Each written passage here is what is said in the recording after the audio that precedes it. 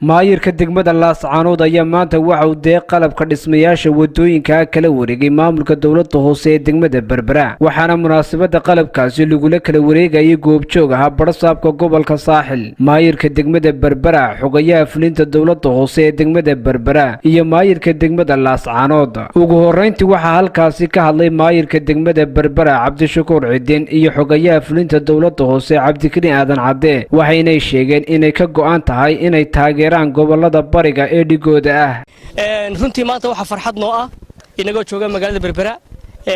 bas terminalkii weynaa ee ku yaalay inaan maanta halkan ku wareejino agab iyo alaab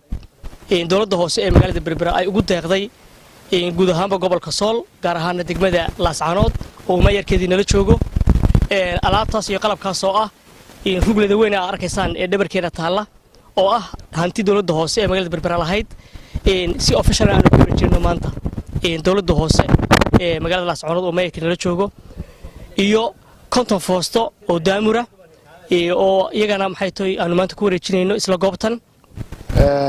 ruglaydan iyo konton foosto oo daamura markaan aragnay horumarka ka socda degmada Laascaanood ee maayirka iyo golihiisu ay hormuud ku yihiin ee ku dhiiradeen 5 kilomitir oo wada ah ay dawladda hoose inaga og dhaqaaleeda inuu babac dhigo marka ka dawladda hoose ahaan Berbera anagoo soo marnaa ururkii dawladda hoose oo soo marinayna oo wasaaradda arrimaha gudaha goobjoog ka tahay waxaanu awoodeeda ku wareejinaynaa kontonka foosta iyo rugleeda waxaan u ballan qaadaynaa oo iyadana hawsha dawladda hoose xilkeeda la saaray 5 kilomitir oo dhisayo kamid ah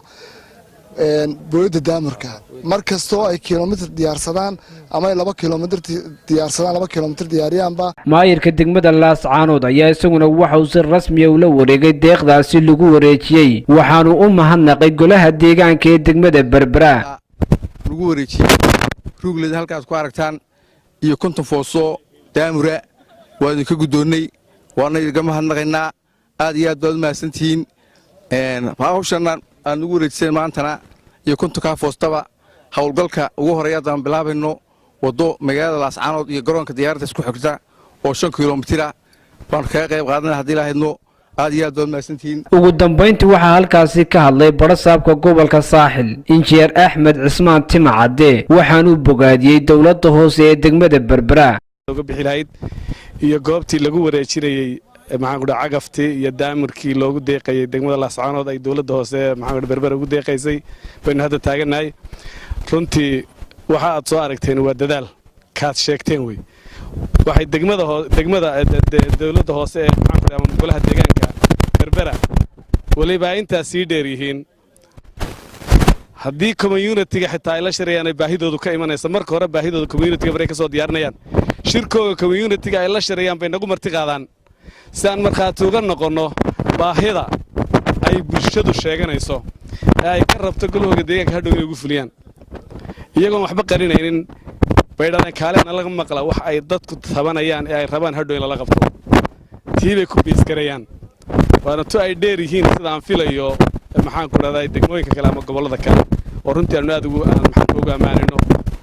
mid qurana mid aan wada shaqeyno way laba maamul ma kala leeyin meelaha kale waxaad yara moodaaran soo gaargaaray marka qaarkood in barasaabada iyo maayaradu ay yara kala annaga unit kaliya aanu nahay si wada jiraan u wada shaqeynaa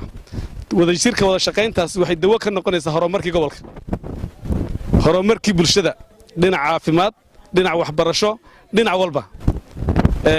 runtii taana waa taan markhaati idinka dhigayo oo aan rabo idinkuna inaad sidaas oo kale aad u wada shaqaysaan maamuladiina ka dhisan gobolada halkan waxaynu ku wareejinaynaa degmada Berbera degmada Laascaanood bay ku wareejisay anigu gobolkii Saaxil gobolkii